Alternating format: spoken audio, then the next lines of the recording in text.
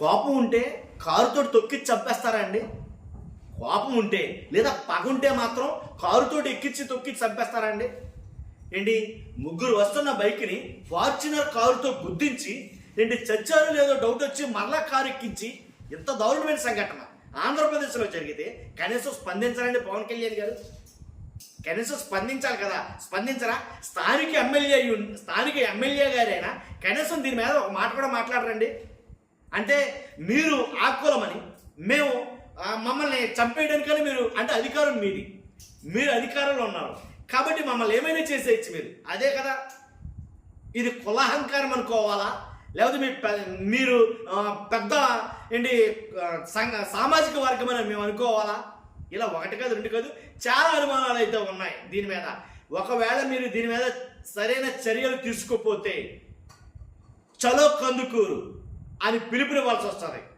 కాబట్టి అంతేకాదు అదే కందుకూరులో జోహార్ వంగవీటి రంగా అనే పిలుపు పదే పదే అక్కడ వినిపించబోతుంది. కాబట్టి మీరేం తీసుకుంటారో చర్యలు తెలియజేయండి అని మాట్లాడుతున్నారండి. దీని మీద చాలా సంఘటనలు మనం చెప్పుకోవాలి, మాట్లాడుకుందాం. కానీ ఫస్ట్ ఏదైనా లైక్ చేయండి. లైక్ చేస్తే ఇలాంటి ఇన్ఫర్మేషన్ ఎక్కువ మందికి చేరాలంటే మీ బాధ్యతగా లైక్ చేయండి. లైక్ చేస్తే ఎక్కువ మందికి చేరుతుంది ఇది. అంతేకాదు నాకు మోటివేషన్ ఉంటుంది, లైక్ చేయడం మీ బాధ్యత అని చెప్తాను. కొత్తగా మన ఛానల్ చూస్తే పక్కాగా సబ్స్క్రైబ్ చేయండి. మీ అమూల్యమైన అభిప్రాయాన్ని కామెంట్ రూపంలో తెలియజేయండి. ప్రకాశం జిల్లా కందుకూరు నియోజకవర్గం గుడ్లూరు మండలం దరకానిపాడు గ్రామంలో జరిగిన ఒక హత్యకు సంబంధించిన సంఘటన ఇది. నిజంగా కాకపోతే ఎంతో దారుణం అంటేనండి, ఇంకా మనం ఏ రోజుల్లోనో నాకు అర్థం కావట్లా. పట్టపగలు ఫార్చునర్ కారుతోటి గుద్దించి చంపేస్తారా? ఏంటండి ఇంత దారుణం ఇది నిజంగా. కాబట్టి ఎలా అంటే అసలు నన్ను అడిగితే కనుక ఏపీలోనే సంచలనంగా మారింది ఇది, కానీ ఆలస్యంగా వెలుగులోకి వచ్చింది సంఘటన. ఏదైతే కందుకూరు బాధితులకు అసలు న్యాయం జరుగుతుందా లేదా? ఇప్పుడు కాపు సంఘాలన్నీ చాలా ఆగ్రహంగా ఉన్నాయి. ఎందుకంటే ముగ్గురు అన్నదమ్ముల్ని కారుతో తొక్కించి చంపేసినటువంటి కాకర్ల హరిశ్చంద్ర ప్రసాద్ మీద ఏమని అసలు ఎలాంటి చర్యలు తీసుకుంటారో. కాబట్టి దాని విషయం అసలు ఏం నోరు మెదపని కందుకూరి స్థానిక ఎమ్మెల్యే ఎవరైతే ఉన్నారో ఆయన కనీసం నోరు మెదపలేదు. ఎందుకని ఇలా చాలా ప్రశ్నలు అయితే ఉన్నాయి. కానీ ఎప్పుడైతే ముగ్గురులో ఒకరు చనిపోయి ఇద్దరు ఆసుపత్రుల్లో ఉన్నారో, కాబట్టి చనిపోయిందేమో లక్ష్మీనాయుడు గారు, ఆయనకి ఇద్దరు పిల్లలు 4 సంవత్సరాలు 6 సంవత్సరాలు. ఇప్పుడు కుటుంబం అనాథైపోయిందిగా తను చనిపోవడంతో.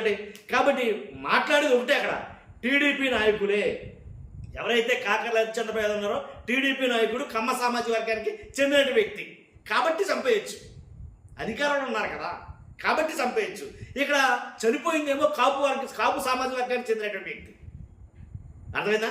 కాబట్టి అంటే కాపుల్ని మిమ్మల్ని అధికారంలో కూర్చోబెట్టడానికి కాపులు కావాలి, మిమ్మల్ని ముఖ్యమంత్రులు చేయడానికి కాపులు కావాలి, మీరు గొప్పగా మీరు పెద్ద వాళ్ళు అవ్వడానికి కాపులు కావాలి. కానీ ఏదైనా తేడా వస్తే కనుక, ఏమన్నా జరిగితే కనుక, ఏమన్నా మాట వస్తే కనుక కారులతో తొక్కి చంపేస్తారనమాట. అంతే కదా, ఇదే కదా జరుగుతుంది.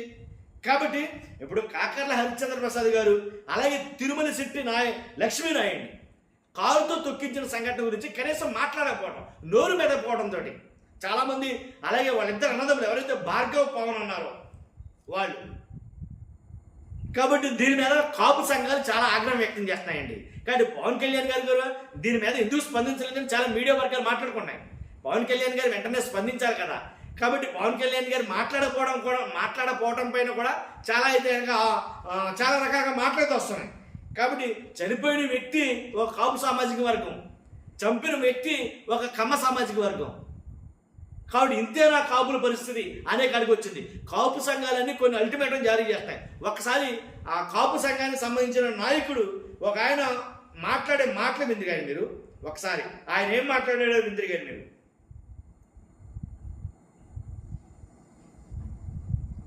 నేను అది మీకు వినిపిస్తాను ఖచ్చితంగా. మీరు వింటే ఆయన ఏం మాట్లాడుతుందో మీకు అర్థమవుతుంది. మీకు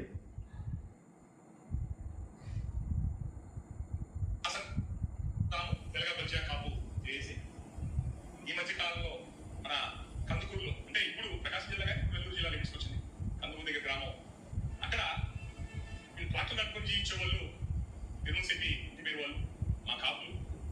అక్కడ స్థానికంగా ఉన్న వాళ్ళ గ్రామం సంబంధించిన అతనే కమ్మ సామాజిక వర్గం సంబంధించిన ఆయన, అతనితో జరిగిన చిన్న గొడవ విషయంలో మనసులో పెట్టుకొని వాళ్ళ అన్నదమ్ములు బైక్ మీద వెళ్తే ఫార్చునర్ కార్ పెట్టి ఇది సినిమాల్లో ఎక్కడ సినిమాలో చూస్తుంటాం. సినిమాలో చూసి ఫార్చునర్ కార్తో గుర్తించి వాళ్ళ ముగ్గురు చంపాలను గుర్తించి కింద పడ్డోళ్ళ మీద మరి కారు ఎక్కించి వాళ్ళ మీద మిమ్మల్ని ప్రభుత్వాన్ని మిమ్మల్ని ఏర్పాటు చేయడానికి మిమ్మల్ని నిర్మాణం చేయడానికి మీ కాపులు కావాలా? మీ కమ్మలకి మీ కేజీ పార్టీకి 5 సంవత్సరాలు జగన్మోహన్ రెడ్డి దెబ్బకి మీరు ఊళ్ళో పెట్టి పారిపోయి దాంతో దుప్పట్లో దాంకొని ఊళ్ళో పెట్టి మెడ్రాస్ హైదరాబాద్ పారిపోతే మీ కాపులు 5 జగన్మోహన్ రెడ్డి ఫైట్ చేసి పవన్ కళ్యాణ్ కోసం ఫైట్ చేసి మీ ప్రభుత్వాన్ని సజావు ఎలక్షన్ జరిగి మిమ్మల్ని ప్రభుత్వం ఊళ్ళో పెట్టి రాష్ట్రంలో పెట్టి పారిపోవచ్చు పొలం మీరు రాష్ట్రంలో పెట్టి పారిపోవచ్చు పార్టీ మీరు మిమ్మల్ని నిలబెడితే మీరు మమ్మల్ని గెలిచిన ప్రతిసారి మమ్మల్ని కాపులే టార్గెట్ చేసి చెప్తారా?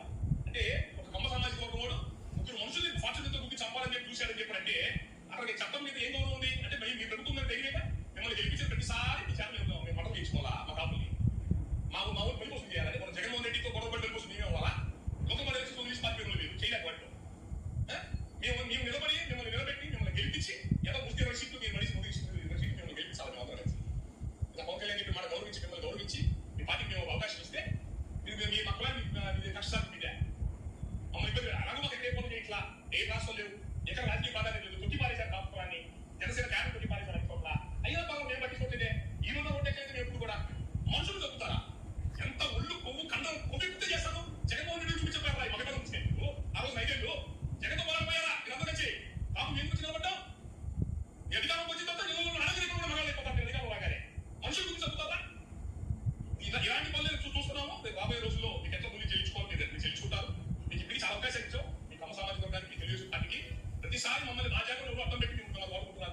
మీరు ఇట్లాంటి పనులు చేయండి. మీరు మన జగన్మోహన్ రెడ్డి గురించి తెలుసుకున్నారు కదా మా జోలికి వచ్చి మీరు గురించి తెలుసుకుంటారు. అర్థమైందిగా? ఇంకా చాలా వ్యాఖ్యలు ఇది చేశాడు ఆయన. కాబట్టి 100% జరిగింది తప్పండి.